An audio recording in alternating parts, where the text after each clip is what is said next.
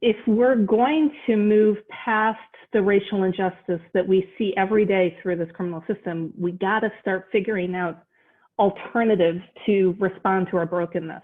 I think that it's important for us to look at, the ways in which the system has intentionally targeted certain neighborhoods with neglect, right? And recognizing that the collateral consequences of systemic failure are only yet to be really seen.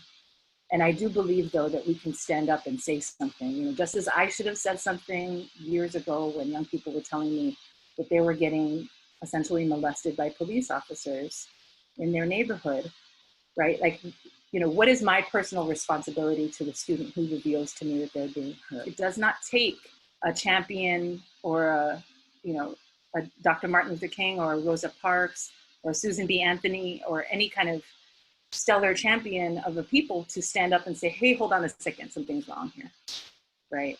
And especially when young people tell us that something is wrong, it is our responsibility as people who are over 18, who were all once young, to listen, right? And I think that's the unique thing that we all might have in common with young people today, is that we were all young once, and we were all at a place where our behavior as young people could be seen as either normal misbehavior or problematic or very troubled, depending on your storied teenage years, right? But not all of us were criminalized for that youthful behavior, right?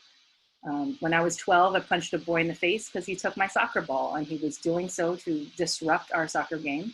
And so I went up to him, I tapped him on his shoulder, I took my soccer ball, and I clocked him. I was 12.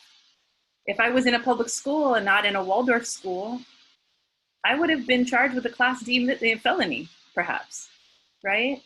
And so there are certain kinds of expectations that some young people have for them that others do not face.